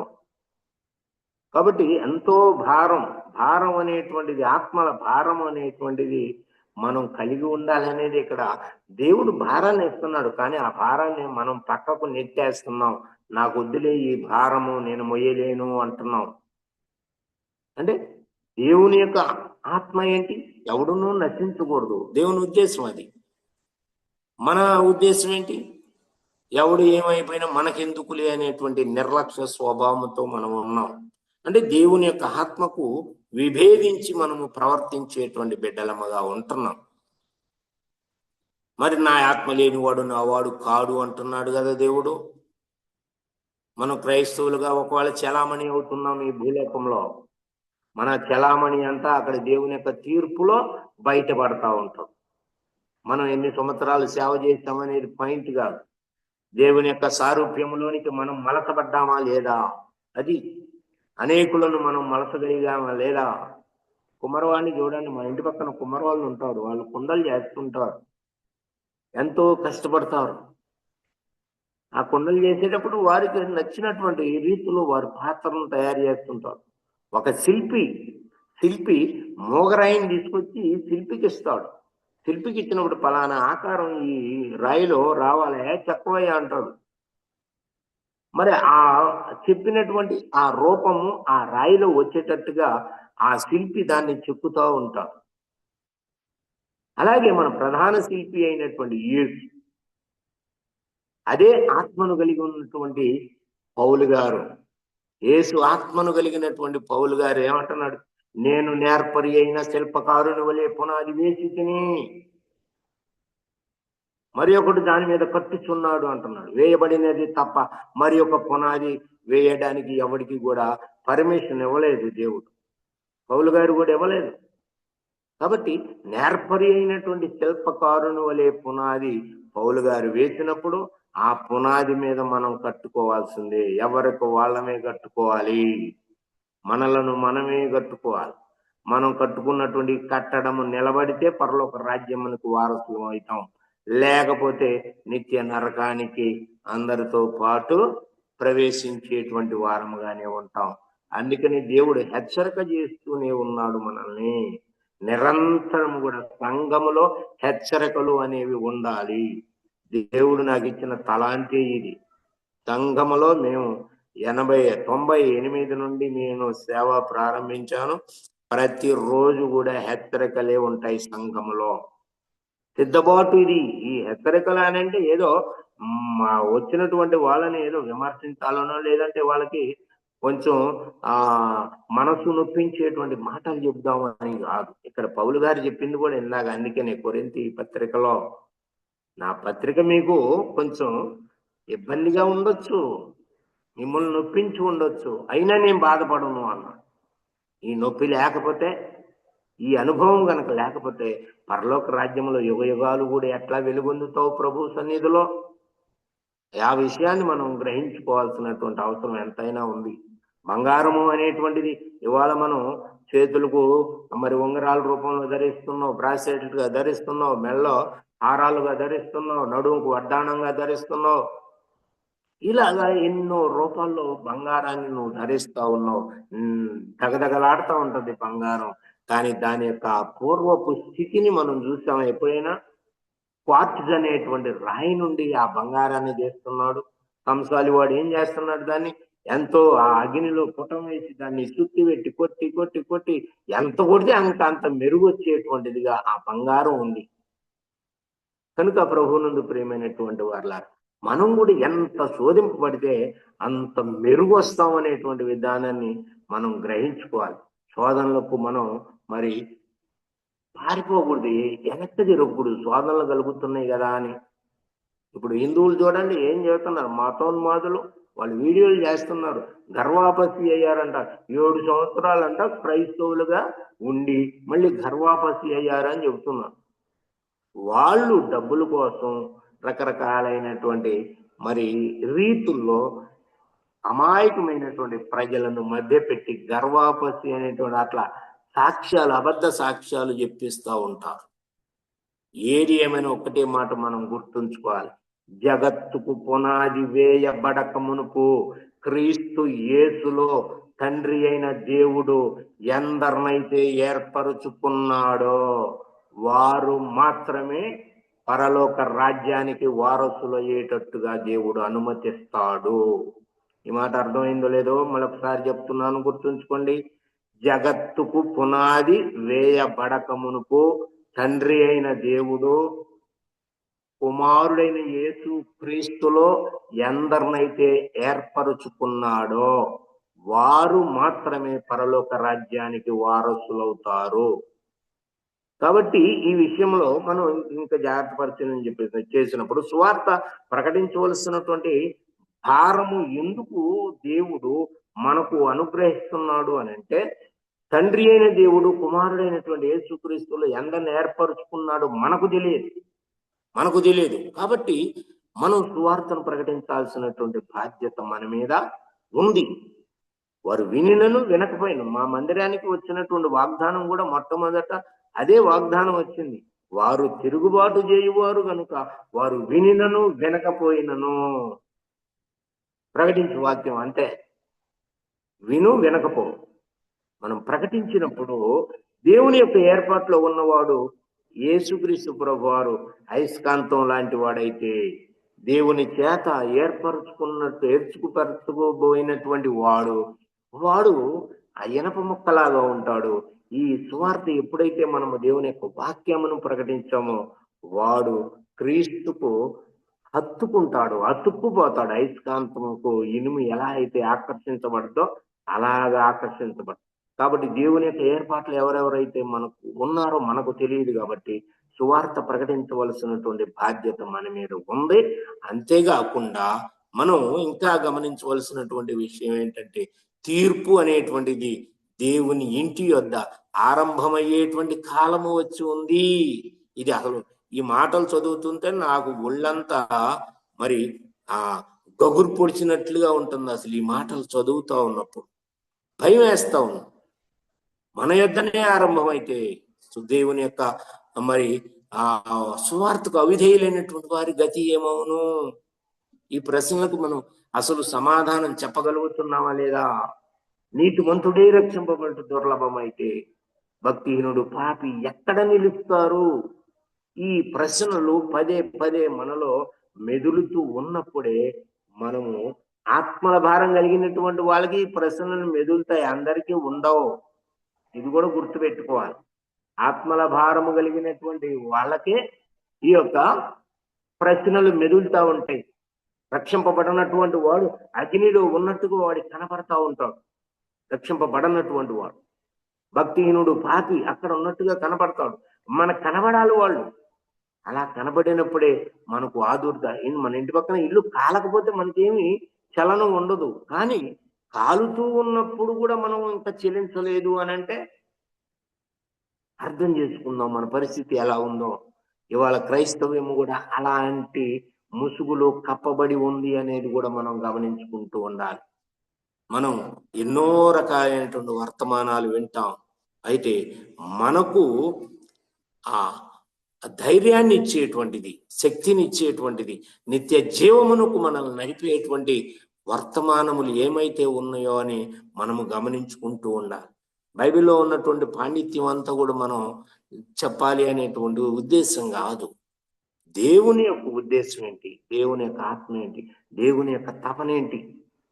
దేవుని తపనను మనం అర్థం చేసుకోలేకపోతే దేవునికి మనం విరోధముగా నడిచినటువంటి వారమైతాం. కనుక ప్రభునందు ప్రియమైనటువంటి వారులారా, మరి ఈ ఉదయకాల సమయంలో మరి సమయం కూడా మరి వెళ్ళిపోతా ఉంది. సమయం మన కోసం ఆగదు. కాబట్టి దేవుని యొక్క తపన ఎలా ఉంటుందో అనేది మనం ఒక్కసారి ఆలోచన చేద్దాం. దేవుడు కూడా అడుగుతున్నాడు మనల్ని ఏమని? ఆత్మల కొరకైనటువంటి దేవుని యొక్క తపన ఎలా ఉంటుందో దేవుడు మనల్ని అడుగుతా ఉన్నాడు. నాకింత సాయపడరే ఓ సఖులారా, నా దుఃఖమును దీర్ఘరే, నాకింత సాయపడరే. ఓ సఖులారా నా దుఃఖమును దీర్చరే.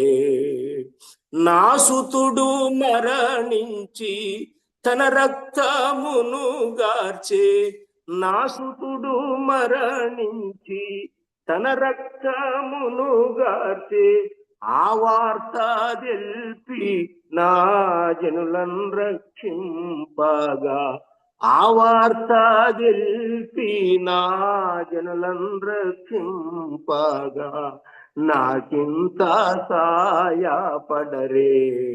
ఓ సఖులారా నా దుఃఖమును తీర్చరే.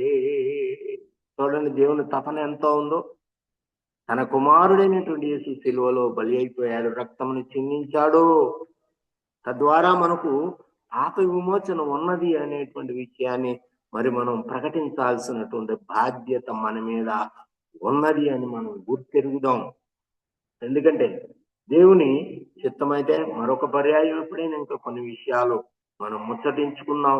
ఈ రోజుకి ఈ అపోస్తుడైనటువంటి పేతురు ఈ సంధించినటువంటి 2 ప్రశ్నలకు మనం సరి అయినటువంటి సమాధానాలు ఇవ్వగలిగేటువంటి స్థాయిలో మనం ఉన్నామా లేదా అని మనలను మనం పరిశీలించుకుంటూ, రక్షింపబడనటువంటి వారు, దేవుని యొక్క సువార్తకు అవిధేయులైనటువంటి వారు నిత్య నరకాగ్నిలో ఉన్నారు. అదిగో అలాంటి ఆ దృశ్యం మనకు కళ్ళకు కనబడినప్పుడు తప్పకుండా మనము ఆత్మల భారము కలిగినటువంటి బిడ్డలమై వారిని రక్షించటానికి మరి దేవుని యొక్క సహాయము మనం కోరుకోవాల్సినటువంటి వారమై ఉన్నాం. అయ్యా, నేను సువార్తను ప్రకటిస్తున్నాను. నేను ప్రకటించేటువంటి మాటలు నా సొంత మాటలుగా కాకుండా, ప్రజలను మెప్పించేటువంటి మాటలుగా కాకుండా, నిన్ను మెప్పించేటువంటి ఉపదేశము నేను చేయటానికి నాకు సహాయం దయచేయ అని మనం సువార్తను ప్రకటించాలి. సువార్తను ప్రకటించడం కేవలం మరి దేవుని యొక్క వాక్యమును ప్రకటించడం పాస్టర్ మాత్రమే చేయటం కాదు. పాస్టరు సంఘములో ఉంటాడు, కానీ సంఘములో ఉన్నటువంటి బిడ్డలందరూ ప్రతి ఒక్కరు కూడా సువార్తను ప్రకటించవలసినటువంటి భారము కలిగి ఉండాలి.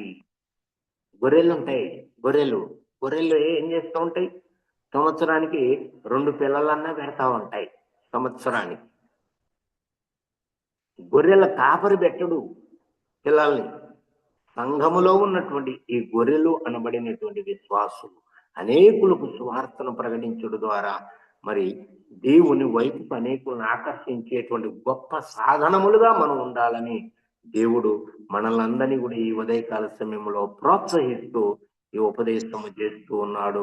మరి ఒకవేళ మీలో ఎవరికైనా ఒకవేళ ఈ ఉపదేశం నచ్చకపోతే నేనేం చేయలేను, కానీ పౌలు గారి లాగా అందుకనే ఫస్ట్ వాక్యం చదివించాను. అది కొందరికి నచ్చవచ్చు, కొందరికి నచ్చకపోవచ్చు. నచ్చే విధముగా చెప్పటానికి నేనైతే లేదు, మనుషులకు నచ్చే విధముగా ఉపదేశం చేయటానికి నేను లేను.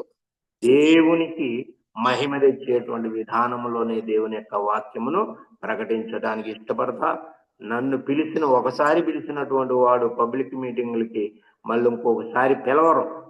ఎందుకంటే ఇట్లా చేస్తే మళ్ళీ ఎవరు వస్తారయ్య గారు, ఇట్లా ఉపదేశాలు చేస్తే నువ్వు పిలిచినా పిలవకపోయినా దేవుని సువార్త ఉన్నది ఉన్నట్టుగా చెప్పటం అనేది మరి దేవుడు నాకు ఇచ్చినటువంటి తలాంతు అని చెప్పుకొని ముగించుకొని వచ్చేస్తా ఉంటా.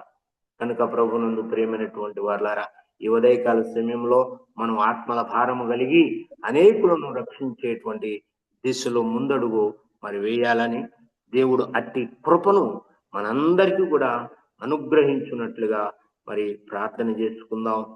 చిన్న ప్రార్థన.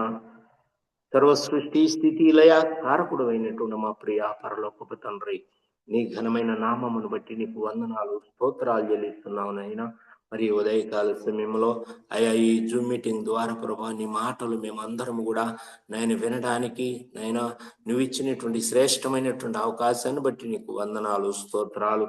ఇటు ప్లాట్ఫామ్ను నాయన ఇదిగో ఏర్పాటు చేయటానికి నీ దాసులు బాదిరత్న గారికి నువ్వు ఇచ్చినటువంటి అవకాశమును బట్టి నీకు వందనాలు, స్తోత్రాలు. తనకే గనక నువ్వు ఈ అవకాశమును ఇవ్వకపోతే అయ్యా ఈ ఉదయకాల సమయంలో మేము నీ మాటలు ఈ రీతిగా వినేటువంటి వాళ్ళం కాదు గనక ఏ ఒక్కరు కూడా నశించడం నీకు ఇష్టం లేకనే అనేకులను ప్రభా నువ్వు పురుకొల్పి నైనా నువ్వు లేవనెత్తి ప్రభా అనేకులకు నీ యొక్క సత్య సువార్తను ప్రకటించేటువంటి భాగ్యాన్ని నువ్వు అనుగ్రహిస్తున్న విధానం బట్టి నీకు వందనాలు, స్తోత్రాలు. ఈ ఉదయకాల సమయంలో ఎందరైతే బిడ్డలు ఈ జూమ్ మీటింగ్ లో పాల్గొని ఉన్నారో, ఎందరైతే నీ మాటలు ఆలకించి ఉన్నారో వారందరి హృదయ క్షేత్రాలలో నిండారుగా నీ మాటలు ఫలించినట్లుగా సహాయమును దయచేయమని కూడా ప్రార్థిస్తున్నాం. దుష్టుడైనటువంటి అపవాదికి మా మీద అధికారం లేకుండా నువ్వు సహాయమును దయచేయండి. నీ కృపలో మేమందరం కూడా నాయన అది బలపరచబడినటువంటి బిడ్డలమై, స్థిరపరచబడినటువంటి బిడ్డలమై లోకము వైపు మేము చూడకుండా, లోక ఆశల వైపు చూడకుండా నీ వైపు, నీ సిలువ వైపు చూస్తూ నీ నిత్య రాజ్యానికి మేము వారసులం అయ్యేటువంటి గొప్ప భాగ్యాన్ని నువ్వే మా అందరికీ కూడా అనుగ్రహించి మహిమ పొందుకొనమని ఈ ఉదయకాలపు దీవెనలతో ప్రతి ఒక్కరిని కూడా దీవించి ఆశీర్వదించమని మమ్మల్ని అందరినీ కూడా నీ కృపా బాహుళ్యములకు అప్పగించుకుంటూ నాకు ఇచ్చినటువంటి అవకాశాన్ని బట్టి కూడా నీకు హృదయ పూర్వకముగా కృతజ్ఞతలు తెలియజేస్తూ మా ప్రభువును రక్షకుడును అయిన యేసుక్రీస్తు నామములో ప్రార్థించి స్తుతించి మీకు అప్పగించుచున్నాము తండ్రి. ఆమేన్, ఆమేన్, ఆమేన్. మీ అందరికి వందనాలండి. Praise the lord. Amen. Amen. Thank you pastor గారు, థ్యాంక్స్ అండి. మిమ్మల్ని ఇంత స్పష్టంగా చూడటం ఇదే ఫస్ట్ టైం వీడియోలో. మరి మా అందరి తరపున మీకు మనస్ఫూర్తిగా కృతజ్ఞత వందనములు తెలియజేసుకుంటున్నాను పాస్టర్ గారు. మరి పాస్టర్ తోట బాలస్వామి గారు 4 సంవత్సరాలుగా మాకు ఈ యొక్క జూమ్ లోని మరి రెగ్యులర్ గా పాస్టర్ గారు ఎవరో కాదు, మన ఝాన్సీ గూడపాటి గారి బావగారు. మరి వారి తోట బాలస్వామి గారి ప్రియ సతీమణి గారు రాణి వన్న సిస్టర్ గారు మరి మన పరిచర్యని ఎంతో ప్రోత్సహిస్తూ ఉంటారు. మరి వారు 4 సంవత్సరాలుగా మరి రెగ్యులర్ గా అటెండ్ అవుతా ఉన్నారు. మరి నేను చాలా బాధపడుతున్నాను. ఈరోజు ఇంత లేట్ గా పాస్టర్ గారి పరిచర్య మనం అందుకుంటా ఉన్నాం. ముందే మనం పాస్టర్ గారి పరిచర్య అందుకొని ఉండవలసిందని నాకు బాధేస్తుంది. ఎంతో మంచి మరి క్షేమాభివృద్ధికరమైన మాటలు మనకు తెలియజేశారు. హెచ్చరిక మనకు కావాల్సిందే. మరి ఇలా హెచ్చరిక చేసిన వాళ్ళు మనకి చాలా తక్కువగా ఉంటారు. ఎందుకంటే వాళ్ళలో ఉన్న అటువంటి పిలుపు, అభిషేకం, వారికి ఉన్న భారం. మరి నేను ఇదే అనుకుంటా ఉన్నాను, ఒక సంఘాన్ని లేకపోతే ఒక సిద్ధాంతాలన్నిటినీ వాటిలో ఉన్న లోటుల్ని విడిచిపెట్టి నిజమైన సిద్ధాంతాల్లోకి వచ్చినప్పుడు ఆల్రెడీ దాంట్లో ఉన్న వాళ్ళ పరిస్థితిని వాళ్ళు చూసినప్పుడు వాళ్ళకి ఎంతో మంట, భారం కలుగుతుంది. అయ్యో నేను విడిచిపెట్టి సరైన సిద్ధాంతంలోకి వచ్చినప్పుడు ఆల్రెడీ సరైన సిద్ధాంతాలు కలిగి ఉన్న వాళ్ళు సరిగ్గా లేరే అని ఒక బాధ, ఒక భారం. నిజానికి క్యాథలిక్స్ చర్చిని వదిలిపెట్టి, క్యాథలిక్ సిద్ధాంతాలని, సంఘాన్ని వదిలిపెట్టి రావటం చాలా కష్టం. అక్కడ ఎంతో భక్తి ఉంటుందండి. మీరు చూసారో లేదో, దేవుణ్ణి బహుగా గౌరవిస్తారు వాళ్ళు, ఎంతో నిష్ఠగా భక్తి చేస్తారు. కానీ నిజమైన సిద్ధాంతం తెలుసుకున్న మనం దేవుణ్ణి వాళ్ళంత గౌరవించం, అంత నిష్ఠ మనకుండదు. కావాలంటే పరిశీలించండి. ఇలాగా మరి వాటన్నిటిని విడిచిపెట్టి నిజమైన సిద్ధాంతాల్లోకి వచ్చారు పాస్టర్ గారు. మనలాంటి వాళ్ళని చూస్తే నిజంగా వాళ్ళకి బాధ కలుగుతుంది అనిపిస్తుంది నాకు. మనం అంటే అందరం కాదు, నాలాంటి వాళ్ళు. కనుక ఇలా హెచ్చరించే వాళ్ళు మనకి చాలా అవసరం అండి. మరి ఎంతో శ్రేష్టమైన మాటలు, మరి ఏర్పాటు గురించి, దేవుని యొక్క తీర్పు ఆయన ఇంటి వారు అయిన మన దగ్గర నుంచి స్టార్ట్ అవుతుందండి. నిజమే, ప్రకృతి మాట్లాడుతుంటది ఆయన తీర్పు గురించి. మనం హెచ్చరించబడాలా. మరి మీ యొక్క మాటలు మరి రికార్డ్ చేయబండి, మరి మరొకసారి వినవలసిందిగా మీ స్నేహితులందరికీ దీని గురించి చెప్పవలసిందిగా బ్రతిమలాడుచున్నాను. ఈరోజు మరి సిస్టర్ తెలగమల్లి స్వర్ణ గారు, థ్యాంక్ యూ అమ్మా ఫర్ జాయినింగ్. అలాగే మరి పాస్టర్ గారి గురించి జాన్సన్ని మరొకసారి అడగమన్నాను. హాబీస్ ఏంటి కనుక్కో. పాస్టర్ గారికి హాబీస్ ఏంటంటే మరి సద్విమర్శ చేయుట, అలాగే వినటం. ఈరోజు వినేవాళ్ళే లేరు, ఎవరు వినరండి సరిగ్గా. వినేవాళ్ళు దొరక్క అవస్థలు పడుతున్నారు, శ్రమల్లో ఉన్నవాళ్ళు. మాట్లాడేవాళ్ళే కానీ వినేవాళ్ళు తక్కువ. అలాగే మరి పచ్చి పులుసు ఆమ్లెట్ ఇష్టం అని చెప్పారు పాస్టర్ గారు. నాకు ఇష్టం అయ్యి. చాలా థ్యాంక్స్ అండి పాస్టర్ గారు. మరి మీ పరిచర్య కొరకు మా అందరి తరపున కృతజ్ఞతా వందనములు తెలియజేసుకొంచున్నాను. ఓవర్ టు సిస్టర్ ఝాన్సీ గూడపట్టి గారు ప్లీజ్. థ్యాంక్ యూ అన్న. మరి చెప్పబడిన వాక్యం నిమిత్తము ముగింపు ప్రార్థన ఆశీర్వాదం ఇవ్వాల్సిందిగా రెవరెండ్ జామి రవికుమార్ గారిని కోరుతున్నానండి.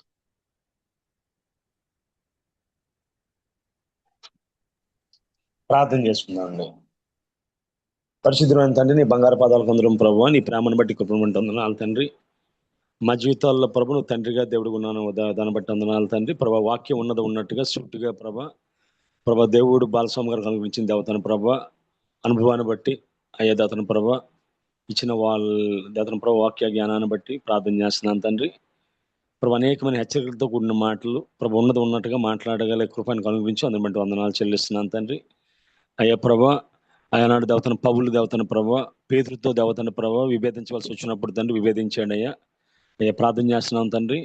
We have to agree to disagree father. ప్రార్థన చేస్తున్నాం ప్రభా వాక్యానుసారంగా జీవించగలిగే కృప, వాక్యం ఉన్నట్టుగా బోధించగల కృప నీ దాసునికి ఇచ్చిన దేవతను ప్రభా కృపను బట్టి వందనాలు చెల్లిస్తూ బిడ్డను ఇంకా అనేక స్థలాల్లో వాడుకోండి. ఆ సంఘాన్ని పరిచయాన్ని దీవించండి అయ్యా. అదేవిధంగా దేవతను ప్రభా ఈ విధంగా వాక్యం వినడానికి మాకు ఇచ్చిన శాశ్వతమైన సమయాన్ని బట్టి నీకు వందనాలు చెల్లించుకుంటూ ప్రతిరోజు ఈ విధంగా ప్రభా నువ్వు వాక్యం వినడానికి తండ్రి మాకు అనుగ్రహించిన ప్లాట్ఫామ్ బట్టి మరొకసారి వందనాలు తెలియజేసి నీ దాసుని జ్ఞాపకం చేసుకోమని, ప్లాట్ఫామ్ ఏర్పడిస్తున్న బాబు రత్నాకర్ గారిని జ్ఞాపకం చేసుకోమని, అదేవిధంగా దేవతను నడిపిస్తున్న దేవతను ప్రభా స్వరూప్ గారిని, జాన్సన్ గారిని, అదేవిధంగా ప్రసిద్ధ సిస్టర్ గారిని, ఝాన్సీ సిస్టర్ గారిని, తేజ ఫండిస్ గారిని జ్ఞాపకం చేసుకోండి. కోర్ టీం వారిని జ్ఞాపకం చేసుకోండి ప్రభా.